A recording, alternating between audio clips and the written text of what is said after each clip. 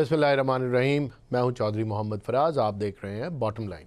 नाजरीन, चाइना इस टाइम पे पूरी दुनिया में सेंटर ऑफ अटेंशन बना हुआ है। 5 दिन पहले यूएस प्रेसिडेंट डोनाल्ड ट्रंप ने चाइना का एक विज़िट किया। विज़िट से कुछ हासिल वसूल तो ज़्यादा नहीं हुआ। तमाम दुनिया की नज़रें इस विज़िट के ऊपर लगी हुई थीं। लोग एक्सपेक्ट कर रहे थे कि दो बड़ी ताकतें मिल रही हैं तो कोई ना कोई रिज़ल्ट भी निकलेगा, ईरान के मसले के ऊपर भी, यूक्रेन के मसले के ऊपर भी और ताइवान के मसले के ऊपर भी, क्योंकि ये बड़े मसाइल हैं जो दुनिया को दरपेश हैं इस वक्त। बहरहाल इनके ऊपर तो कुछ ख़ास पेशरफ्त नहीं हो सकी, लेकिन 5 दिन के बाद रशियन प्रेसिडेंट व्लादिमीर पुतिन ने चाइना का दौरा कर लिया। वो इस टाइम पे चाइना में है, 2 दिन का उनका ट्रिप है और इस 2 दिन के हाई लेवल ट्रिप के अंदर बहुत सारी एक्सपेक्टेशन है दुनिया की कि काफ़ी सारी चीज़ें जो इन स्ट्रेटिजिक टॉक्स हैं दोनों बड़े मुल्कों के दरमियान, बड़ी ताकतों के दरमियान, उसमें कुछ इकोनॉमिक कोऑपरेशन की इनके दरमियान बात होगी, यूक्रेन की जंग की बात होगी, ईरान की जंग की बात होगी, एनर्जी क्राइसिस से रिलेटेड भी कुछ बात होगी और इनकी जो म्यूचुअल ट्रेड है उस पर बात होगी। चाइना और रशिया का जो बायलैटरल ट्रेड है उसका हुजम $200 बिलियन है, लेकिन गौरतलब बात यह है कि ये $200 बिलियन की जो ट्रेड है इसमें ज़्यादातर इन्हिसार अब इन दो मुल्कों का इनकी लोकल करेंसीज़ पे है जो युआन और रूबल हैं। तो ये बड़ी एक अहम चीज़ है जो एक इशारा करती है कि डॉलर के ऊपर रिलायंस इन दो बड़ी ताकतों की कम होती जा रही है। मॉस्को और बीजिंग के ताल्लुकात बड़े पुराने हैं, 25 साल हो गए। 2001 के अंदर ताल्लुकात की बुनियाद रखी गई थी जो म्यूचुअल रिस्पेक्ट और फ्रेंडशिप के ऊपर थी, उसको भी कमेमोरेट कर रहे हैं। उसके भी 25 साल पूरे हो गए हैं और दोनों लीडरान जब मिले तो ये उनकी जो वार्मथ और उनकी जो कुर्बत है दोनों मुल्कों की वो हमें साफ नज़र आई। जैसे कि सदर जी ने रिसीव किया जब सदर व्लादिमीर पुतिन को, खैर जब वो दौरे पे आए तो उनको रिसीव तो फॉरेन मिनिस्टर वांग यी ने किया था, लेकिन बाद में जब सदर शी से उनकी मुलाकात हुई तो हमने देखा कि बड़ी वार्म थी उस जो उनका रिसेप्शन था उसके अंदर, और बड़ा एक कोर्डियल हमें उनकी बॉडी लैंग्वेज भी नज़र आई। फूड स्टॉल्स पे भी गए, टोस्ट भी उन्होंने किया, उसके अलावा बड़ा एक रिसेप्शन अच्छा था और बड़ी एक ईज़ नज़र आई जो हमें अगर कंपेयर करें सदर डोनाल्ड ट्रंप के विज़िट को तो उसके अंदर वो हमें एक ईज़ और एक जो एक फ्लुएंट बिहेवियर दोनों लीडरान का था वो नज़र नहीं आया। कुछ थोड़ी बहुत गैप था उनके दरमियान, एंड राइटली सो। जो चाइना की रिलायंस है रशिया पे और जो रशिया की रिलायंस है चाइना पे वो डिफरेंट है कंपेयर टू द अमेरिकन्स। बहरहाल इन्होंने ये विज़िट अभी चल रहा है, इसके अंदर बहुत सारी चीज़ें हैं जो अभी अनाउंस होंगी, लेकिन जब तक हम बात कर रहे हैं तो 20 तकरीबन म्यूचुअल एग्रीमेंट्स हैं जो इन दोनों मुल्कों के दरमियान पता चला है कि साइन हो गए हैं और मैंने आपको बता दिया कि इन शोबों के अंदर इन्होंने कोऑपरेशन आपस में करनी है। इनके बॉन्ड्स जो हैं वो पहले से भी ज़्यादा मजबूत हो रहे हैं और डेफिनेटली इस विज़िट के बाद हमें ये ज़रूर पता चलेगा कि ये जो ईरान का मसला है ये किस तरफ जा रहा है, क्योंकि ये वो सीरियस विज़िट है जिसके अंदर चीज़ें कुछ डिसाइड होंगी इन दोनों मुल्कों के हवाले से। ज़ाहिर है ये अमेरिका पे भी प्रेशर डालेंगे, तरीका इनका हमें लेटर ऑन पता चलेगा। कुछ बात करेंगे अपने प्रोग्राम में इंडियन प्राइम मिनिस्टर मोदी की, जिन्होंने 5 मुल्कों का दौरा किया है जो यूएई से स्टार्ट हुआ था और उसके बाद ख़त्म हुआ है वो इटली के ऊपर। बीच में इस दौरे में कुछ कंट्रोवर्सी भी आई, कल के प्रोग्राम में उसका मैंने आपसे जिक्र भी किया था। एक जर्नलिस्ट के साथ कुछ मसला बना प्राइम मिनिस्टर मोदी का, जिन जर्नलिस्ट का अकाउंट भी बाद में उन्होंने सस्पेंड कर दिया फॉर 90 डेज़ और बल्कि 180 दिन के लिए उसको उन्होंने फ्रीज़ कर दिया या उसको सस्पेंड कर दिया उस अकाउंट को, जिसके ऊपर उन्होंने ये कहा कि बहुत ही अच्छी बात है कि मैं नॉर्वेजियन हूँ और मैं इंडियन नहीं हूँ, क्योंकि इंडिया में सहाफ़त की कोई जो है आज़ादी सहाफ़त की कोई गुंजाइश नहीं है और आरएसएस की आइडियोलॉजी पे ये जो बीजेपी की गवर्नमेंट है ये बड़ा ही बुरा हाल करते हैं अपने जर्नलिस्टों का और मीडिया की बिल्कुल भी आज़ादी नहीं है। हेली लिंग नाम की एक जर्नलिस्ट थी जिन्होंने नरेंद्र मोदी को एक प्रेस कॉन्फ्रेंस के अंदर आवाज़ दे के रोका और उन्होंने कहा कि फ्री प्रेस का सवाल भी लेते जाएं, लेकिन इस पे नरेंद्र मोदी जो थे वो ना रुके और वो चले गए, जिस पे राहुल गांधी ने ये बयान दिया और एक वीडियो भी शेयर की और उन्होंने कहा कि वो भागते नज़र आए, जो इंडियन प्राइम मिनिस्टर हैं वो उसको अवॉइड करते, उससे घबराते और भागते नज़र आए, जिस पे इवेंचुअली हेले लिंग ने राहुल गांधी का एक टेलीफोनिक इंटरव्यू जो था वो भी डिमांड कर लिया। बहरहाल उनका जो अकाउंट सस्पेंड हुआ सोशल मीडिया का 180 डेज़ के लिए, उसके ऊपर भी उन्होंने काफ़ी रद्द-ए-अमल का इजहार किया कि आज़ादी सहाफ़त के लिए इतनी कीमत तो मैं अदा कर ही सकती हूँ, लेकिन मैं ये एक्सपेक्ट नहीं कर रही थी क्योंकि जो नॉर्म्स हैं हमारे नॉर्वे के अंदर वो बिल्कुल डिफरेंट हैं। और फिर उन्होंने कुछ रेटिंग का भी जिक्र किया कि नॉर्वे नंबर 1 पे है आज़ादी सहाफ़त में और इंडिया 157वें नंबर पे है। तो ये सारी बातें जो थी उसने तकरीबन ये जो प्राइम मिनिस्टर मोदी का विज़िट है, जो उन्होंने बड़ी डेस्परेट एफर्ट की कि किसी तरह रेलेवेंट नज़र आएँ वर्ल्ड की सियासत में और साबित कर पाएँ कि अभी भी उनको दुनिया हाथों हाथ लेती है, वो मामला उनका खटाई में पड़ गया इस नेगेटिव प्रोजेक्शन की वजह से। बहरहाल कुछ और चीज़ें भी हुई। जो लास्ट विज़िट था प्राइम मिनिस्टर नरेंद्र मोदी का, वो Italian prime minister Giorgia Meloni ने उनको रिसीव भी किया और कुछ उन्होंने डिक्लेयर किया कि हमारा एक स्पेशल स्ट्रेटेजिक रिलेशनशिप जो है हमने अपग्रेड कर दिया इंडिया के साथ। और फिर उन्होंने कुछ बायलैटरल ट्रेड के अंदर भी 3.3 बिलियन यूरोज़ की इंक्रीज़ की, जो बायलैटरल ट्रेड इंडिया के साथ उनकी इंक्रीज़ होगी 2029 तक, यानी अगले आने वाले 3-4 साल तक वो इसको भी वहाँ तक लेके जाएंगे, ये अनाउंस किया, जो कि बहुत बड़ी डेवलपमेंट नहीं है। और उसके बाद उन्होंने कुछ ऑप्टिक्स के लिए काफ़ी सारी चीज़ें बताई, जैसे कि उन्होंने पीएम मेलोनी ने कहा कि welcome to Rome my friend. और फिर एक वीडियो क्लिप भी हमारे सामने आया जिसमें प्राइम मिनिस्टर नरेंद्र मोदी ने टॉफ़ी डिप्लोमेसी की। ये टॉफ़ी डिप्लोमेसी उन्होंने इस तरह की कि एक टॉफ़ीज़ का पैकेट वो लेके आए, उन्होंने प्राइम मिनिस्टर मेलोनी को पेश किया और प्राइम मिनिस्टर मेलोनी ने उसको एक्नॉलेज किया कि ये टॉफ़ीज़ बहुत अच्छी हैं और ये मेरे लिए ख़ास तोहफ़ा लेके आए हैं प्राइम मिनिस्टर मोदी। तो मुझे कुछ ज़ाती तौर पे हैरत भी हुई कि हमने क्रिकेट डिप्लोमेसी का तो सुना था, जिसके अंदर कुछ न्यूक्लियर अटैक की बात हुई और इंडियन प्राइम मिनिस्टर को रियलाइजेशन हुई कि मुझे एस्केलेशन रोकनी चाहिए। मैं बात कर रहा हूँ जनरल ज़ियाउल हक के फेमस विज़िट की टू इंडिया, जब क्रिकेट मैच देखने चले गए, उसको कॉइन किया गया क्रिकेट डिप्लोमेसी के नाम से। तो ये कॉइन हो गया। मेरे एक दोस्त ने इसकी तरफ इशारा किया, मुझे टर्म पसंद आई, मैंने कहा आपके साथ शेयर करता हूँ। उन्होंने वो जो बड़ा वायरल क्लिप है उसको देख के कहा कि ये टॉफ़ी डिप्लोमेसी है। तो I really liked it, I thought I should share it with you. तो ये टॉफ़ी डिप्लोमेसी जो है इसके ऊपर भी बात करेंगे। और फिर ये जो हमारी एक टेंशन चल रही है रीजन के अंदर, ईरान की अमेरिका से जंग चल रही है, इस पे बयानबाजी हो रही है, जिसके लिए हफ्ते में दूसरी दफ़ा हमारे interior minister Mohsin Naqvi Tehran के दोबारा विज़िट पे हैं, जहां पहले वो गए सदर मसूद पेज़ेश्कियान से मिले, उसके बाद वो जो स्पीकर हैं पार्लियामेंट के मोहम्मद बाकर गालिबॉफ उनसे मिले। और अब ये ख़बर आई है कि जो रेवोल्यूशनरी गार्ड हैं उनके कमांडर से भी उनकी एक मुलाकात हुई है। तो डेफिनेटली बैकडोर डिप्लोमेसी का सिलसिला भी जारी है, शटल डिप्लोमेसी इसको कहेंगे, आना जाना लगा हुआ है। इन सारी चीज़ों पे बात करेंगे। मुझे प्रोग्राम में ज्वाइन करेंगे एयर वाइस मार्शल एजाज़ मलिक साहब, उनके साथ हैं मुर्तज़ा नगरी, इरानियन जर्नलिस्ट हैं। एजाज़ मलिक साहब, आपसे प्रोग्राम का आगाज़ करूंगा और सवालों का भी आगाज़ आपसे करूंगा। ये फरमाएं कि बड़ा इंपॉर्टेंट विज़िट चल रहा है सदर व्लादिमीर पुतिन का चाइना का, और 5 दिन के फ़र्क से 2 अहम तरीन सदूर जो हैं उन्होंने चाइना का रुख किया।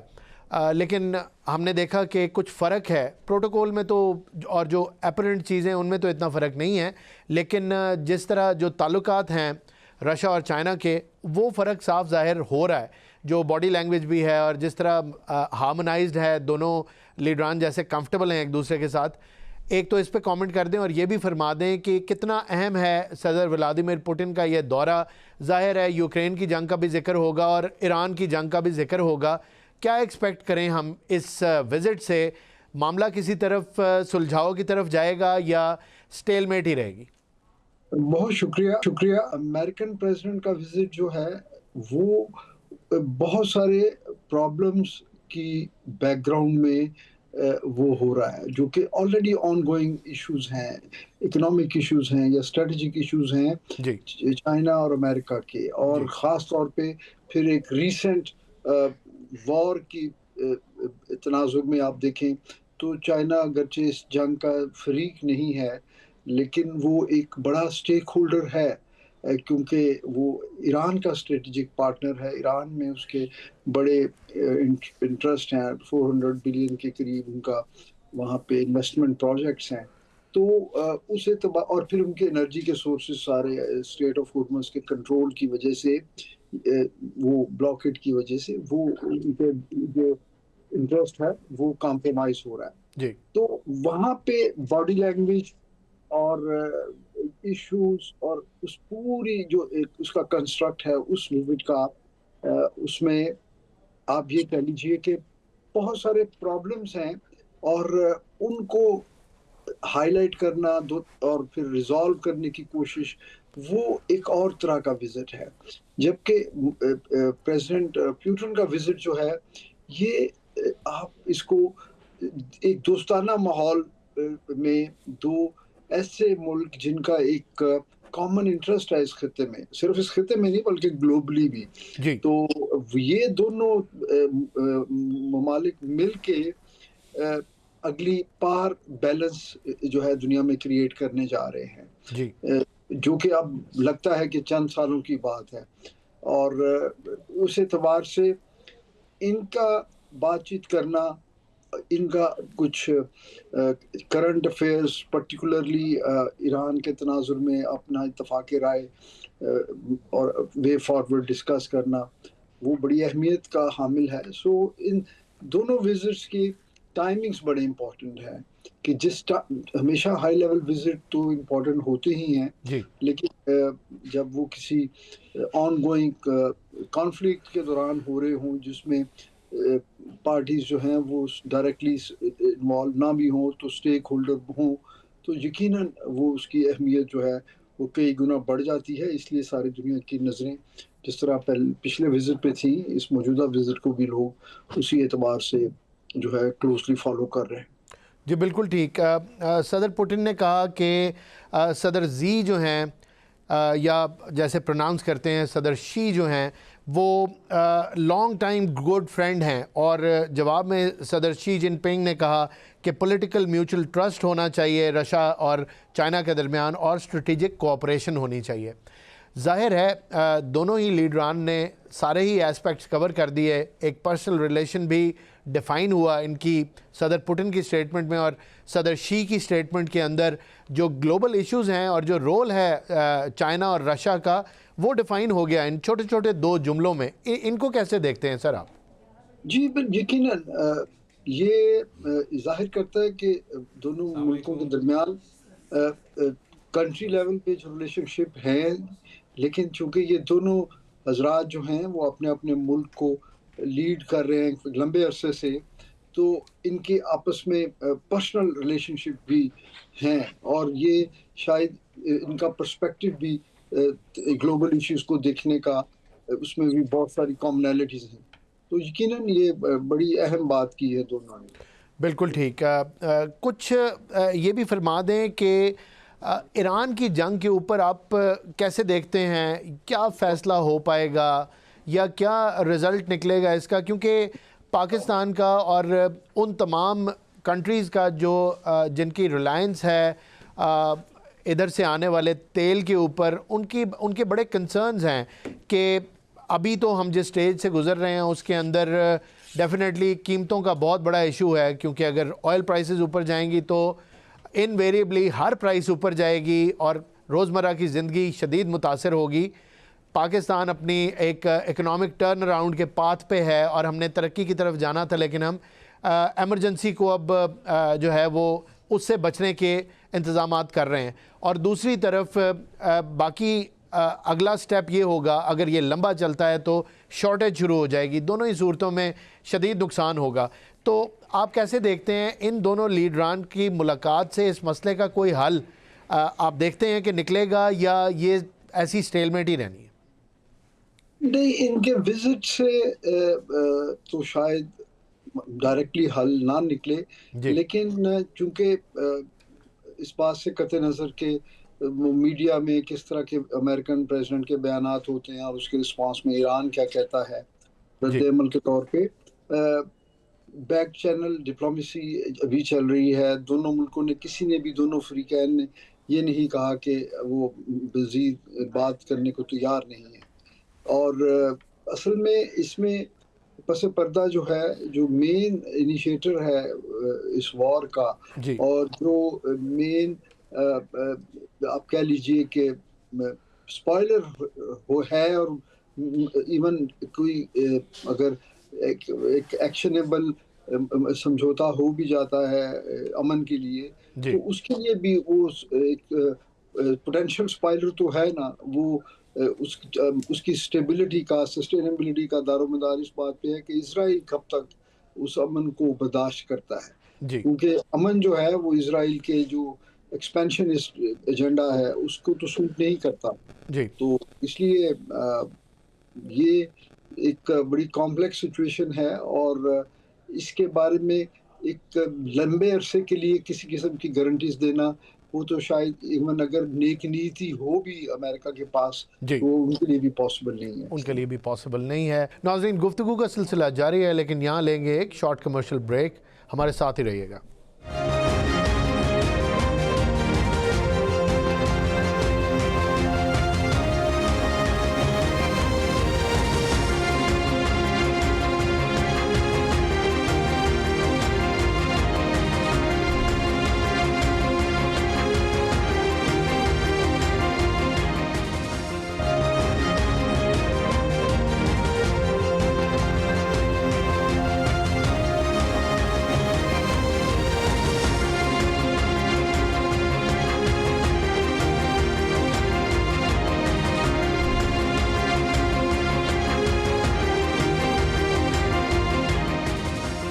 Welcome back.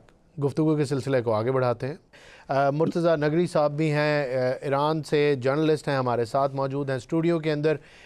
इनसे पूछते हैं, पहले तो मुर्तज़ा साहब वेलकम टू द शो, और ये फरमाइएगा कि हम बात कर रहे हैं सदर पुतिन के दौरा चीन की, तो ये एक तो बड़ा अहम दौरा है। दूसरी बात ये है कि जब सदर डोनाल्ड ट्रंप 5 दिन पहले चीन में थे तो उन्होंने बड़ा ज़ोर लगाया सदर शी जिनपिंग को, तवातर के साथ उन्होंने कहा कि ईरान के मसले पे उनकी सपोर्ट करें। तो आपको क्या लगता है कि अब जो रोल है चाइना का, उनको तो ज़ाहिर है उन्होंने ताइवान के मसले के ऊपर सपोर्ट नहीं किया, तो ज़ाहिर है जवाबी सपोर्ट ईरान के मसले पे उन्होंने क्या देनी थी। लेकिन अब कोई सिनेरियो चेंज होगा, ये दो बड़ी ताकतें मिल रही हैं, दोनों का ही ईरान के साथ ताल्लुक़ भी है, इंटरेस्ट भी है, और ज़ाहिर है रशिया का अपने तेल को बेचने के हवाले से भी इंटरेस्ट है, लेकिन उस पर सैंक्शंस हैं जो लूज़ किए हैं, थोड़ा सा लूजन अप किया है उन सैंक्शंस को यूएसए ने। आप कैसे देखते हैं सारे सिनेरियो को? एक ब्रॉडर बेहतरी के लिए रशिया चाइना के साथ मिल के मामला हल करवाएगा, या अपने बारे में सोचेगा और अपने जो तेल की फ़रोख्त है या अपने ऊपर से सैंक्शंस हटवाने की चीज़ है और यूक्रेन की जंग है उसके ऊपर रहेगा? क्या समझते हैं आप? बहुत शुक्रिया, आपने शामिल गुफ्तगू होने का मौका दिया। देखिए, ब्रॉडर कॉन्टेक्स्ट में सिनेरियो को समझने की ज़रूरत है। जी, अमेरिका जो चाइना गया, उसके पीछे भी कुछ इत्तेफाकात हैं ना, यूं ही तो ये मरहले तय नहीं होते हैं। जी, पहली कोशिश तो अमेरिका की ये थी कि 3 दिन के अंदर अंदर ईरान की जंग को समेट दिया जाए, वहाँ निज़ाम चेंज कर दिया जाए, एक नई रजीम लाकर बिठा दी जाए, जी, और उसके मुताबिक फिर अपने फैसले करवाए जाएँ। जब आबना होर्मुज़ उनके हाथ में होगा, ईरान का तेल उनके हाथ में होगा, तो लाज़िम बात है वो चाइना से प्रेशर के साथ बातचीत अपनी कर सकेंगे और ज़्यादा से ज़्यादा मकासद और मफादात अपने निकाल सकेंगे। आपने देखा ये हुआ नहीं। एक पॉलिसी ज़मीन पर लोगों की होती है और एक पॉलिसी ज़मीन और मखलूक बनाने वाले की होती है। उसकी पॉलिसी कारगर हुई, वो जो सोच उनकी थी वो कामयाब नहीं हुई। अब ये खाली हाथ चाइना गए। देखिए ना, अमेरिका क्यों फंसा हुआ है, फिर मैं रशिया की तरफ आऊँगा। मसला ये है कि अमेरिका के ख़ुद जो जरीदे हैं वो ये क्लेम कर रहे हैं कि 25%, 100 का 25% जो आर्सेनल है या जो उनके जो असलहा है वो यूज़ हुआ है। 1000 से ज़्यादा टॉमहॉक मिसाइल ईरान के ऊपर मारे गए हैं। अब मुझे बताइए ये सारी चीज़ें बनती कहाँ से हैं? इनके लिए रेयर अर्थ मिनरल्स की ज़रूरत होती है और ये सारी चीज़ें चाइना उनको प्रोवाइड करता है। तो उनकी कोशिश ये थी कि चाइना के साथ जाकर कोई ऐसी डील कर ली जाए कि जिसमें ईरान को भी एक स्टेप पीछे लाया जाए, रेयर अर्थ मिनरल्स के ऊपर भी बात की जाए और अपने मफादात लिए जाएँ। लेकिन चाइना ये जानता है कि अगर ईरान इस खित्ते के अंदर कमज़ोर हुआ और इस खित्ते पर अमेरिकन होल्ड हो गया तो उसके पास वेनेजुएला के बाद जो दूसरा एनर्जी का सोर्स है, सस्ता, अच्छा और करीब से लेने वाला जो सोर्स है, वो भी हाथ से निकल गया, तो 100% अमेरिका उसको प्रेशराइज करेगा और उसके पास सिर्फ और सिर्फ रशिया एक वाहिद ऑप्शन रह जाएगा जहां से वो सस्ती एनर्जी ले सके। उस सूरत में ये होगा कि फिर लाजिम बात है, जब आप किसी पर डिपेंडेंट हो जाते हैं तो उसका नतीजा ये निकलता है कि फिर आप ज़्यादा से ज़्यादा जिस पर डिपेंडेंट हैं वो आपसे अपने मफादात निकालेगा। ये तो देखें ना, इस मफादात की दुनिया में हर मुल्क का अपना इंटरेस्ट है और इंटरेस्ट बेस्ड काम करती है और उनका हक भी है, ठीक है, अपने फ़ायदे के लिए काम करें। तो ये सारी चीज़ें देखते हुए चाइना यकीनन हतमन ईरान को सपोर्ट करेगा और ईरान को सपोर्ट चाइना को करना चाहिए, ये अक्ल कहती है। अच्छा, अब रशिया, मसला ये है कि रशिया वहाँ से फंसा हुआ है यूक्रेन के अंदर और चाइना की सपोर्ट उसको चाहिए। अच्छा, ईरान का ये जो मामला है, जब तक ये तूल पकड़ेगा रशिया को सहारा मिलता रहेगा, क्योंकि रशिया का ऑयल बिक रहा है, इसमें कोई शक नहीं है। अगर ये ईरान का मामला ना होता तो वो जो सैंक्शंस वेव हुई थी ऑयल के ऊपर से, वो सैंक्शंस नहीं होती वेव, वो रशिया अपने मामलात के अंदर फंसा हुआ रहता। फिर आपने देखा कि पिछले चंद महीनों में जो जंग हो रही थी, इसके अंदर रशिया ने ठीक ठाक ऑयल फ़रोख्त किया है। तो ये एक ऐसा पेचीदा मामला है कि जब तक ये मिडल ईस्ट के अंदर सॉर्ट आउट नहीं होगा, पूरी दुनिया इसके अंदर फंसी रहेगी। और आप ये देख रहे हैं गौर से कि इस वक्त जो पूरी दुनिया का ऑर्डर है एनर्जी के हवाले से, वो किस कदर क्राइसिस का शिकार है। यानी यूरोप के अंदर जो उनके अपने ज़खायर थे वो ख़त्म होने को हैं, उनकी हालत तगीर है। अच्छा, अमेरिका के अंदर जो ऑयल क्राइसिस बढ़ रहा है, यानी 55 से 56% जो है वो ऑयल रेट्स में जो है वो इंक्रीज़ हुए हैं ऑयल रेट्स, और फिर उनका सोशल सिक्योरिटी सिस्टम डैमेज हो रहा है। आपने देखा, और ये तारीख़ में अमेरिका की पहली बार हुआ है कि किसी सदर के इख्तियारात को महदूद करने के लिए जो है वो अमेरिकन सेनेट ने पहली बार करारदाद पास की हो। गो कि वो अपने मंतकी नतीजे तक पहुंचने के लिए वक्त लेगी, हो सकता है नहीं पहुंचे, लेकिन ये एक ऐसा अमल है कि जिसके ज़रिए ट्रंप की पॉलिसीज़ इस खित्ते के अंदर बेनकाब हो गई हैं। और अब जो जंग की कोशिश चल रही है ट्रंप की, अच्छा देखिए, 10-15 साल से खलीजी ममालिक के अंदर अमेरिका के अड्डे मौजूद हैं और 10-15 साल से जो उन्होंने तैयारी की हुई थी, जब 10-15 साल की उस तैयारी ने कोई रिज़ल्ट उन्हें नहीं दिया तो आजमाए हुए काम को दोबारा आजमाने से उन्हें हासिल क्या होगा, माँ सिवाय इसके कि मैं अभी एक ईरानी ऑफिशियल्स का स्टेटमेंट पढ़ रहा था, उन्होंने कहा कि ये जंग अभी तक तो सिर्फ मिडल ईस्ट के अंदर रही है, अगर हमें छेड़ा गया तो हमने जिस तरह से कहा था कि जंग पहले होने की सूरत में हम पूरे मिडल ईस्ट में लड़ेंगे, अब की दफ़ा हम ये कह रहे हैं कि हम मिडल ईस्ट के बियॉन्ड लड़ेंगे, बॉर्डर से बाहर निकल के लड़ेंगे और ऐसी कारी ज़रबे अमेरिका को लगाएंगे कि दोबारा उठने के काबिल नहीं छोड़ेंगे। देखिए ना, अमेरिका के प्रेशर से ईरान निकल चुका है। शुरू के 7 से 10 दिनों के दरमियान जो प्रेशर ईरान के ऊपर था, उन्होंने जंग का वो प्रेशर झेल लिया, वो उससे निकल गए, अब मज़ीद तजर्बात कर रहे हैं। पिछले दिनों आपने ट्रंप की वो न्यूज़ सुनी होगी कि मैंने सऊदी अरब, कतर और UAE की रिक्वेस्ट के ऊपर जंग मुलतवी की, वरना हम ईरान पर दोबारा हमला करने वाले थे। जबकि ख़ुद अमरीकी जरीदे ये पेंटागन से नाम न लेने की बुनियाद पर पेंटागन के लोगों की रिपोर्ट पब्लिश कर रहे हैं कि ईरान ने अपने एयर डिफेंस सिस्टम को मज़ीद कवी बनाया है, मज़ीद तक़वियत दी है। तो अमेरिका को ये खौफ है कि दोबारा जंग की सूरत में हो सकता है कि जो अभी हमारे 49 तैयारे मारे गए हैं, हो सकता है अगर ये जंग तुलानी हो गई और ईरान ने दोबारा इसके अंदर हमें घसीट लिया तो 149 तैयारे मारे जाएं। और ये अमेरिका के लिए एक इतना बड़ा क्राइसिस होगा कि फिर वो जो सुप्रीमेसी का कहीं छोटा मोटा निशाना भी रह जाता है वो भी रूए ज़मीन से मिट जाएगा। तो ये सारी चीज़ें जब आप देखेंगे तो मुझे जंग के आसार बज़ाहिर नज़र नहीं आ रहे हैं। हाँ, लेकिन हो सकता है कि इसराइल, जिसका शौक़ है कि इस खित्ते को हमेशा डिस्टेबलाइज रखा जाए, वो घसीट के जिस तरह से पहले लेकर आया था दोबारा भी हो सकता है जंग के अंदर डाल दे अमेरिका को। कंक्लूसिव नहीं है कोई भी चीज़। बिल्कुल आपका पॉइंट आ गया। एजाज़ मलिक साहब, आपकी तरफ आऊँगा। हमने ये देखा कि एक हफ़्ते के अंदर दूसरी दफ़ा हमारे इंटीरियर मिनिस्टर मोहसिन नकवी साहब जो हैं वो इस टाइम फिर ईरान के अंदर मौजूद हैं। इस दफ़ा उन्होंने IRGC के जो कमांडर इन चीफ़ हैं अहमद वाहिदी साहब, उनसे भी मुलाकात की। इससे पहले सदर मसूद पज़ेश्कियान से मुलाकात की, उनके जो स्पीकर हैं गालिबॉफ साहब, उनसे मुलाकात की और अब्बास अरागची साहब से भी मुलाकात की। तो ये फरमाइएगा कि आप कैसे देख रहे हैं पाकिस्तान की एफ़र्ट्स में? तो खैर कोई शक नहीं है, और पाकिस्तान वो वाहिद मुल्क है जिसने इस चीज़ की ज़िम्मेदारी ली है और बड़े बखूबी ये ज़िम्मेदारी हम लोग, हमारी सिविल मिलिट्री लीडरशिप निभा भी रही है। जबकि हम पे दहशतगर्दी के हमले भी हो रहे हैं तो 2 फ्रंट खुले हुए हैं, एक ये ग्लोबल फ्रंट है, एक हमारा अपना मसला है जिसको हम डील कर रहे हैं बड़े ऐसे तरीके से। आप कैसे देखते हैं इस सेकंड विज़िट को जो एक हफ़्ते में हुआ, और क्या आप एक्सपेक्ट करते हैं इससे नतीजा निकलेगा? किस तरफ चीज़ें जो हैं ये इशारा कर रही हैं, क्या बनेगा इसका? जी, यकीनन ये कोशिश है पाकिस्तान की तरफ से जी, कि ईरान में जो स्टेक होल्डर्स हैं वो बुनियादी तौर पे 2 तरह से हम उनको देख सकते हैं। एक वो लोग जो रिफॉर्मिस्ट या प्रोग्रेसिव जिनको कह सकते हैं, जी, और दूसरे ऑर्थोडॉक्स या जो लोग वो हैं जो कंज़र्वेटिव हैं। जी, और ज़ाहिर है जब हम दूसरी कैटेगरी की बात करते हैं तो ये वो लोग हैं जो जिनका ताल्लुक वहाँ की क्लर्जी से है या आईआरजीसी से है। जी, तो वो ज़ाहिर है ये कोशिशें ऐसे ही लगता है कि ये इसलिए की जा रही हैं कि अगर कोई फ्लेक्सिबिलिटी की कोई गुंजाइश निकाली जा सके, ताकि ये जो इस वक़्त तातुल का शिकार हो गए हैं मुज़ाकरात, वो थोड़ी-सी स्पेस जो है वो देने से वो उस अमल को दोबारा से शुरू किया जा सके। बिल्कुल। नकवी साहब, आपसे भी मेरा यही सवाल है, आप कैसे देखते हैं इस डेवलपमेंट को? पाकिस्तान के रोल को आप डिफ़ाइन करें।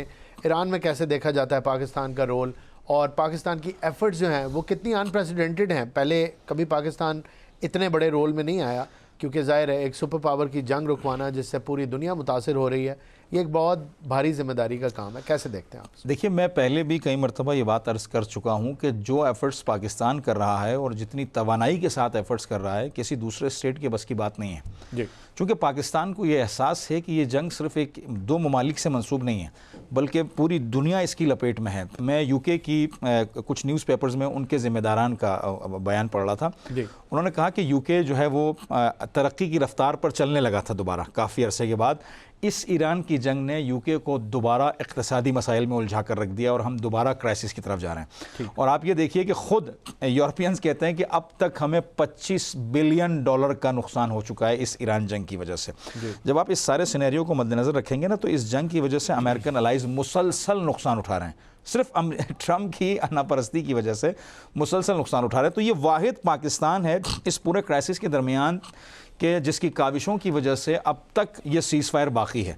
अगर कोई दूसरा अरब मुल्क होता तो मैं ये गारंटीड स्टैंप लगा कर कह सकता हूँ कि अब तक ये जंग दोबारा शुरू हो चुकी होती। और जो मामलात अमेरिका और ईरान का जो डेडलॉक चल रहा है अभी मुज़ाकरात के ऊपर, या जिन पॉइंट्स के ऊपर अमेरिका और ईरान का डेडलॉक चल रहा है, उन पॉइंट्स को समराइज़ करने के लिए या कोई एक सेंट्रल कंक्लूजन निकालने के लिए पाकिस्तान जो मेहनत कर रहा है, मेरा अपना यह ज़ाती यकीन है कि इंशाल्लाह ये कोई ना कोई समरा देगा।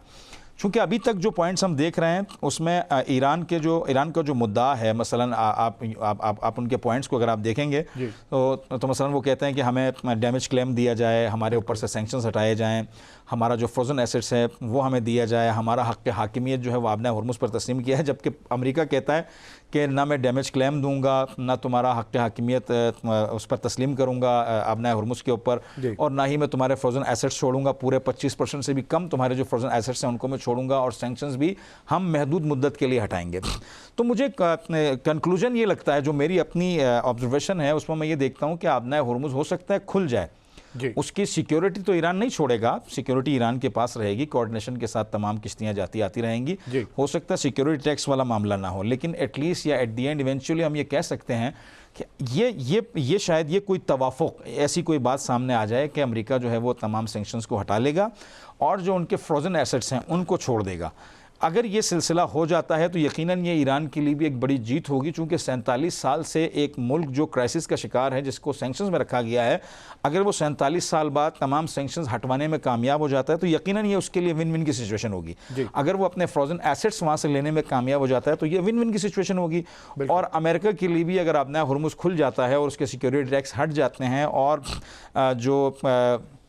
ये जो न्यूक्लियर मैटर है इसको भी कहीं ना कहीं सॉर्ट आउट कर लिया जाता है कि मसलन एनरिचमेंट जो लेवल है उसको कम कर लिया जाए, या ये जो एनरिच्ड यूरेनियम है इसको मसलन किसी सालिस के पास रखवा दिया जाए, और IAEA की निगरानी में जो ईरान का एटॉमिक जो प्रोग्राम है उसे आगे बढ़ाया जाए, तो ये एक ऐसा कंक्लूजन होगा कि जो दोनों तरफ के लिए विन विन की सिचुएशन रखेगा।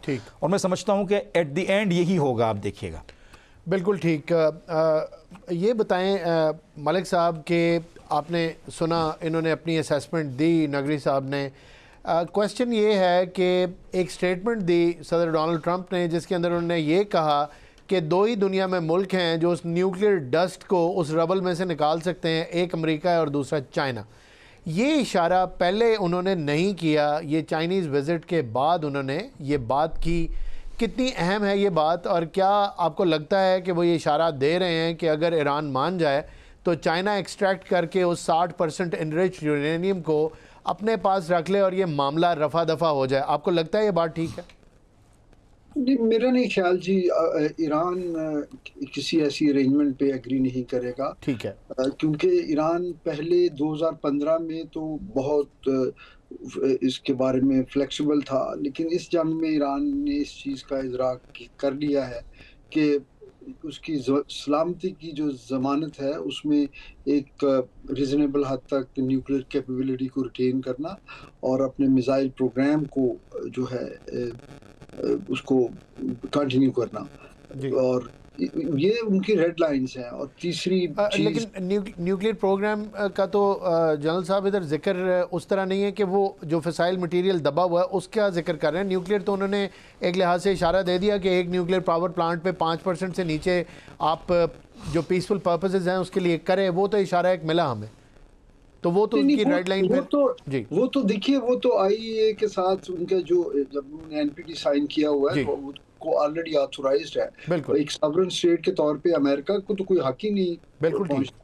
और जिस तरह की पाबंदियां अमेरिका बात करता है वो तो उस सूरत में लगाई जा सकती हैं या उसकी ख्वाहिश की जा सकती है अगर आपने जंग जीती हो और दूसरा फ्रीक जो है उसके कुछ असासे या उसके कुछ बहुत सारे इलाके जंगी कैदी आपके पास हों, तो उसको बार्गेनिंग चिप के तौर पे इस्तेमाल करके फिर आप ऐसी डिक्टेशन दे सकते हैं। एक ऐसी जंग जो आप जीते ही नहीं हैं उसमें दूसरे फ्रीक से इतनी रियायतें लेना, ये तो बिल्कुल एक जो है ना गैर जिम्मेदाराना और अनहोनी सी बात है। बिल्कुल। नाज़रीन, यहाँ वक्त हो गया एक शॉर्ट कमर्शियल ब्रेक का, कहीं मत जाइएगा।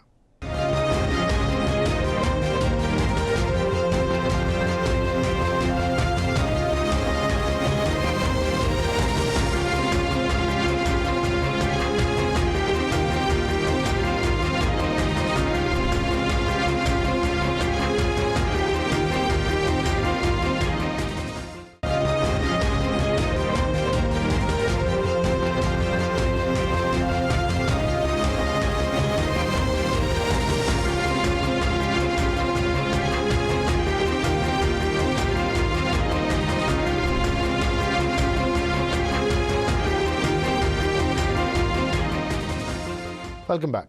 गुफ्तगू के सिलसिले को आगे बढ़ाते हैं। नगरी साहब, ये फरमाएं कि दोनों ही एग्जॉस्टेड हैं। मेरे ख्याल में तो दोनों जंग नहीं चाहते अब, और इसमें फ़ायदा भी नहीं है। जंगें बड़ा महंगा काम है, ईरान के लिए भी, इवन यूएस के लिए भी। आपने भी इशारा किया रेयर अर्थ मिनरल्स चाहिए उनको दोबारा वेपन्स क्रिएट करने के लिए, वो उन्होंने चाइना से लेने हैं। जवाब में चाइना ने AI चिप्स लेनी हैं, वो एक अरेंजमेंट है दोनों का, उसके ऊपर भी कोई एग्रीमेंट नहीं हुआ।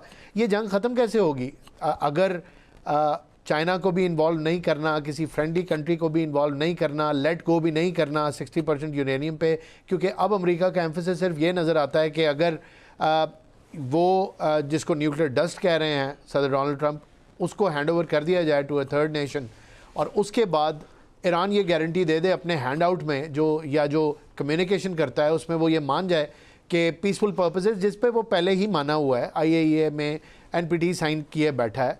तो एक ग्रे एरिया था जिसमें उन्होंने इनरिचमेंट ज़रा ज़्यादा कर दी, उनकी अपनी इसके अंदर इंटरनल पॉलिसी हो सकती है। तो फिर मामला कैसे ख़त्म होगा? अगर ईरान इस पे अटका रहेगा और US भी इस पे अटका रहेगा तो फिर तो ये चीज़ चलती रहेगी। नहीं, ये अटकने वाला सिलसिला है ही नहीं। अच्छा, मसला ये है कि ट्रंप को फेस सेविंग चाहिए। ठीक, आगे मिड टर्म इलेक्शन आ रहे हैं, ठीक है, और ट्रंप को फेस सेविंग चाहिए, और ट्रंप को जो है वो अपनी सुप्रीमेसी बरकरार रखने का एक झूठा दावा भी करना है। ठीक है, अपनी हैसियत को बरकरार रखने का अमेरिका में एक झूठा दावा भी करना है। ठीक है। ये सिर्फ और सिर्फ फेस सेविंग का मामला है। ये दोनों तरफ की तैयारियां, या ट्रंप का दोबारा अटैक का कहना, ये इतना आसान तो नहीं है। अमेरिका भी जानता है और पूरी दुनिया जानती है कि जो काम अमेरिका पिछले 40 दिनों में नहीं कर सका, वो अब के आइंदा आने वाले 40 दिनों में क्या करेगा, माँ सिवाय इसके कि अमेरिका के ज़खायर कम होंगे। अच्छा, अमेरिका अगर किसी जो पहले उन्होंने कहा कि स्टोन एजेस, मुझे आपको थोड़ा सा मैं माजरत चाहता हूँ, यहाँ एक जैली सवाल है। ये फरमाएं कि अमेरिका को तो फेस सेविंग उस टाइम पे मिल गई थी जिस टाइम पे उन्होंने एक अल्टीमेटम दिया कि हम एक सिविलाइजेशन मिटा देंगे, और फिर पाकिस्तान बीच में आया।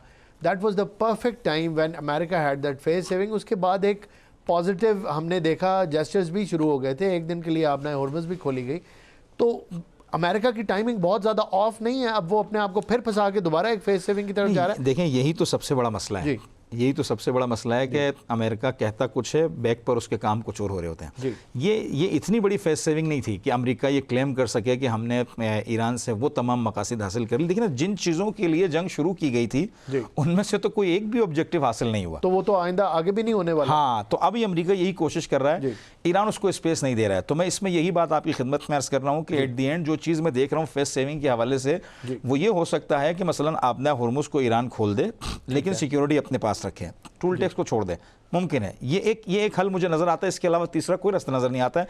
और दूसरा, वो जो आपने जिस तरह से बात की कि वो यूरेनियम जो है किसी सालिस के पास चले जाए, जैसे रशिया हो या चाइना, जैसे आपने कुछ सिग्नल्स की बात की, और एनरिचमेंट लेवल जो है वो 3.5% के ऊपर आकर खड़ा हो जाए, उसके बदले जो है वो ईरान के ऊपर से तमाम सैंक्शंस वेव कर दिए जाएँ, ईरान अपना काम करे। क्योंकि डैमेज क्लेम तो कभी अमेरिका कबूल नहीं करेगा। डैमेज क्लेम कबूल करने की सूरत में अमेरिका की ये पूरी वॉर ही इलीगल हो जाएगी। बिल्कुल, वो मान जाएंगे कि हमने गलत किया है, तो उसके बदले ये हो सकता है, ये एक ऑप्शन है कि अमेरिका जो है वो ईरान के ऊपर से तमाम सैंक्शंस वेव कर दे और जो उनके फ्रोजन एसेट्स हैं वो छोड़ दे।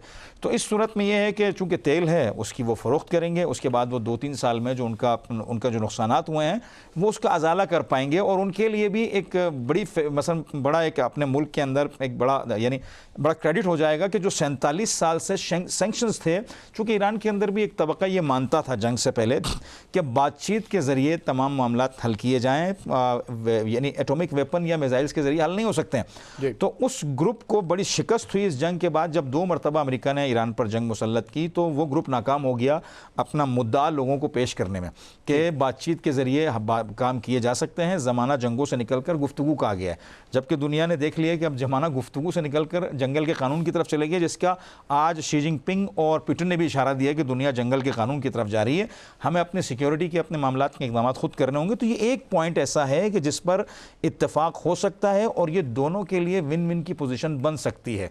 सैंक्शंस का वेव किया जाना और जो उनके फ्रोजन एसेट्स हैं उनका छूट जाना, उसके बदले न्यूक्लियर इशूज़ को हल करना, और आबना हुर्मुज़ पर ईरान आबना हुर्मुज़ को छोड़ेगा नहीं, सिक्योरिटी ईरान के पास रहेगी। हाँ, ये हो सकता है कि वहाँ जो सिक्योरिटी टैक्स लिया जा रहा है या जो किश्तियों की जो मामलात पाबंदियाँ इससे मुतालिक जो मैटर्स हैं, इनको अगर सॉल्व कर दिया गया और आज़ादी से दुनिया ईरान की कोऑर्डिनेशन के साथ अपनी तिजारत को अंजाम देने के काबिल हो गई, तो ये 2 पॉइंट्स ऐसे हैं कि जिनके ऊपर मैं समझता हूँ कि दोनों विन विन की पोजीशन में अपनी कौमों के पास, अपनी नेशंस के पास जा सकते हैं। Too many ifs and buts, पर फिर भी उम्मीद करते हैं कि गंभीर मसला हल हो जाएगा। बहुत सारे ममालिक इसमें कोशिश कर रहे हैं, पाकिस्तान लीड पे है। एजाज साहब, आपकी तरफ आऊँगा, ये फरमाएं, कुछ बात इंडिया की करते हैं। इंडियन प्राइम मिनिस्टर एक 5 मुल्कों के दौरे पे थे और इटली में वो दौरा उनका इख्तिताम पजीर हुआ, जहाँ जॉर्जिया मेलोनी के साथ उन्होंने बड़ा एक फ़ोटोशूट भी कराया और एक टॉफ़ी डिप्लोमेसी भी करने की कोशिश की। एक टॉफ़ियों का पैकेट था जो उन्होंने प्रेजेंट किया to the PM of Italy, और उन्होंने उसको एक्नॉलेज भी किया in a short video clip. और फिर उन्होंने कहा कि ये बड़ी एक तोहफ़ा मेरे लिए लेके आए हैं, जो टॉफ़ीज़ बहुत अच्छी हैं। तो उसके ऊपर मैंने अपने इंट्रो में जिक्र किया क्रिकेट डिप्लोमेसी का, और उसके बाद अब ये टॉफ़ी डिप्लोमेसी जो बिल्कुल इसका कोई इम्पैक्ट नहीं था, ये एक 2 रहनुमाओं के दरमियान एक पर्सनल जोक या एक पर्सनल जेस्चर था। तो आप कैसे देखते हैं, इंडिया कितना डेस्परेट है इस टाइम इंटरनेशनल लाइमलाइट लेने के लिए, कुछ भी कर रहे हैं फॉर द कैमरा, जैसे बॉलीवुड कल्चर का अक्सर हम लोग जिक्र करते हैं। इंडियन जो पॉलिटिकल एलीट है वो भी इसका शिकार नज़र आती है। तो बहुत ज़्यादा डेस्परेट लग रहा है इंडिया के किसी तरह दुनिया को ये बता सके कि अभी भी वो जो है रेलेवेंट है बाकी मुल्कों के साथ, इंपॉर्टेंट मुल्कों के साथ।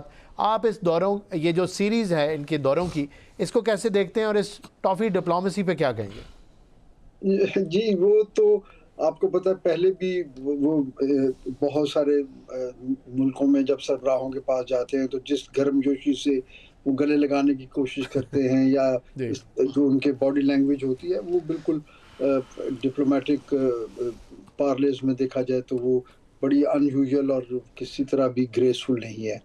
बहरहाल वो तो उनका बिल्कुल मैं समझता हूँ कि एक अपना मामला है। असल बात जो है वो ये है कि भारत जब पिछले साल जंग के बाद से पाकिस्तान की एक शानदार डिप्लोमेटिक जो हमारी एफर्ट है, जो हमारा डिप्लोमेटिक ऑफेंसिव है, आउटरीच है दुनिया के कैपिटल्स में, और जो पाकिस्तान का एक नया तशख़्ख़ुस उभरा है, उसके वजह से भारत में एक फ्रस्ट्रेशन है। और वो ये समझते हैं कि जो चीज़ उन्होंने बड़ी मेहनत से अपने लिए वो एक नैरेटिव बनाया था, वो डिफ्यूज़ हो गया है, और पाकिस्तान को आइसोलेट करने का ख्वाब देखने वाले अब खुद आइसोलेशन का शिकार हैं। तो इस बैकग्राउंड में ये एक उनकी कोशिश है, लेकिन इसका कोई सिग्निफिकेंट इफेक्ट नज़र नहीं आता, क्योंकि जिन मुल्कों में वो गए हैं वो उनका कोई बहुत ज़्यादा रोल उस लेवल की इंटरनेशनल पॉलिटिक्स में इतना इफेक्टिव नहीं है जिस तरह का ब्रेक थ्रू इंडिया को दरकार है। जी जी बिल्कुल। नगरी साहब, आपने ये कमेंट भी सुना, और इसके अलावा थोड़ा सा मैं कहूँगा कि नॉर्वे के विज़िट में एक बड़ी सुबकी का सामना करना पड़ा प्राइम मिनिस्टर मोदी को, और उन्होंने जो अपोजिशन लीडर हैं राहुल गांधी, उन्होंने भी बड़े आड़े हाथों लिया एक हेली लिंक की, जब उन्होंने जाते हुए प्राइम मिनिस्टर मोदी को रोका, आवाज़ा कसा और कहा कि फ्री प्रेस का भी एक सवाल लेते जाएं और ये बताएं कि इंडिया के अंदर जो फ्री प्रेस है वो कितना असल में फ्री है और क्या इंडिया पे एतबार किया जा सकता है। इस हवाले से उनका इशारा फेक इंडियन न्यूज़ और मीडिया ऑनस्लॉट जो पाकिस्तान पे किया शायद उसकी तरफ था। तो फिर उन्होंने ये भी जिक्र भी किया कि नॉर्वे नंबर 1 पे है आज़ादी सहाफ़त में, और भारत जो है 157th पोजीशन पे है। तो इसको आप कैसे देखते हैं? फिर उसके बाद उन्होंने इनके पूरे दौरे का ही तकरीबन बेड़ा गर्क कर दिया, और फिर ये जो थिएट्रिक्स हमने देखे इटली के अंदर, तो कितना रेलेवेंट है इंडिया इस टाइम पे इंटरनेशनली, और मीडिया वाइज भी बड़ी इनकी एक बेइज्जती हुई। कैसे देखते हैं पूरी सिचुएशन? मैं सबसे पहले तो एक ब्रेकिंग आपको देना चाहता हूँ। जी प्लीज़। वो ये है कि हो सकता है, जैसे मैं अपनी गुफ्तगू में कह रहा था कि एक चांस है, एक एहतमाल है कि कोई जो है वो डायलॉग प्रोसेस किसी मंतकी नतीजे तक पहुँच जाए। तो ऐन मुमकिन है कि अगले चंद घंटों के अंदर पाकिस्तान ये ऐलान करे इंशाअल्लाह कि ये जंग अपने पायान को पहुंच गई है और इख्तिताम को पहुंच गई है, और इंडिया, अमेरिका और ईरान जो है वो फाइनली डायलॉग्स की टेबल पर आकर कोई ना कोई फाइनल नतीजा निकालेंगे। तो हो सकता है जंग के खात्मे का जल्द अज जल्द अगले चंद घंटों में ऐलान हो जाए। ये एहतमाल है जो मैं इंटरनेशनल न्यूज़ अभी इस वक्त देख रहा हूँ, तो उसके मुताबिक मुझे लग रहा है कि ये ऐलान हो सकता है। दूसरा, आपने इंडिया की बात की, देखिए मैं आपको इस पहलू से हट के एक अहम पहलू बताऊँ। इस वक्त खुद इंडिया की एक कोशिश है कि किसी भी तरह चाइना और अमेरिका एक पॉइंट पर ना आए, ना बैठें। उसकी वजह यह है कि इंडिया, अमेरिका और चाइना के दरमियान जो इक़्तिसादी दूरी पैदा हुई, जो इक़्तिसादी कशमकश पैदा हुई, उसमें आप देख रहे हैं कि इंडिया को स्पेस मिला। कई कंपनियां चाइना से निकल कर इंडिया गई प्रोडक्शन के हवाले से। तो उनकी एक कोशिश, पहली कोशिश ये है कि किसी तरह से ये क्राइसिस तूलानी हो, ये पूरा ना हो, और इसराइल के साथ मिलकर अमेरिका का जो अलायंस है और यूएई, ये सारे मामलात ये इसी तरह चलते रहें ताकि इसमें इंडिया को ज़्यादा से ज़्यादा स्पेस मिले। लेकिन खुदा का लाख लाख शुक्र है कि पाकिस्तान की जो अक्लमंदाना पॉलिसी, जो बेहतरीन डिप्लोमेसी थी, या जो दुनिया को अमन की तरफ ले जाने का पाकिस्तान का किरदार था, उसने इंडिया के इन तमाम ख्वाबों को चकनाचूर कर दिया, और वो अपने उन नताइज तक कभी भी नहीं पहुँच पाएगा जिन तक वो पहुँचने की कोशिश कर रहा था। और अब तो हालत ये हो गई है कि इंडिया के अंदर से भी आवाज़ें उठ रही हैं। और उनके मीडिया का आलम यह है कि मैं जब ईरान में था तो कुछ इंडियन चैनल्स ने मुझे अप्रोच किया, तो मैंने उनसे कहा कि देखिए, आपके यहाँ सबसे बड़ा मसला यह है कि डिबेट अकली तौर पर नहीं होती है, बदतमीजी ज़्यादा होती है, लिहाजा मैं आपके साथ जी नहीं, वो देखें ना, फैक्ट्स एंड फिगर्स के ऊपर अगर बात हो और इंसान करने का अंदाज भी है, जैसे हम गुफ्तगू कर रहे हैं, तो वो देखें ना, आपने जो कहा उनका नंबर 157 भी बहुत ऊपर है।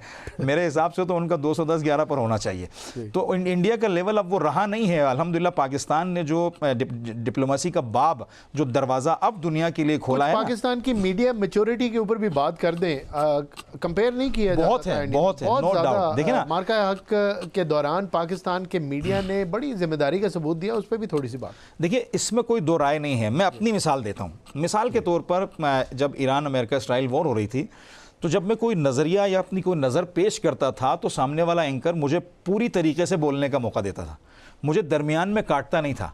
उसके बाद जो मेरे मौजूद मेहमान या मेरे कुलीग्स मेरे साथ होते थे, अगर वो बात मेरे फैक्ट्स एंड फिगर्स से टकराती है तो वो डिसएग्री करते थे, अगर टकराती है तो उनके मुद्दे के खिलाफ ही क्यों ना हो, या वो जो नज़रिया बेल्ट कर रहे हैं, जो बात कर रहे हैं, उसके खिलाफ ही क्यों ना हो, वो उसे एक्सेप्ट करते थे। तो किसी भी एक मेच्योर सोसाइटी की या एक मेच्योर कम्युनिटी की अलामत होती है कि वो सही बात को समझकर उसको अपनाने की कोशिश करते हैं। तो इंडियन मीडिया के अंदर ये वाला जो हिस्सा है ये बहुत कम है।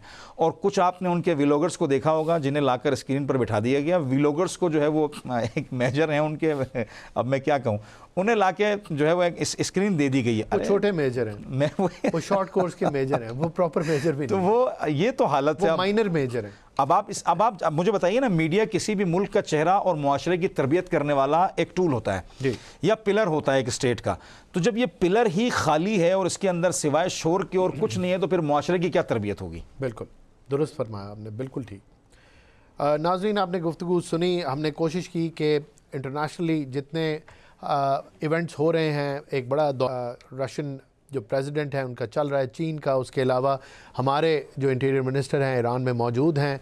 नगरी साहब ने अभी फरमाया कि हम एक्सपेक्ट कर सकते हैं कि कुछ घंटों के अंदर कोई अच्छी खबर भी आ सकती है। उम्मीद करेंगे कि अच्छी खबर आए, और जब कल आपसे मिलें तो उस अच्छी खबर के ऊपर कुछ मुस्बत बात करें। इसके अलावा इंडिया का भी हमने आपके आगे अहवाल पेश किया, कितना डेस्परेट लग रहा है और कितना ज़्यादा रेलेवेंट अपने आप को करने की नाकाम कोशिश कर रहा है। इन तमाम चीज़ों के ऊपर मज़ीद भी बात करेंगे अपने आने वाले प्रोग्राम्स के अंदर। फ़िल वक्त इतना ही, मुझे इजाज़त दीजिए। अल्लाह हाफ़िज़।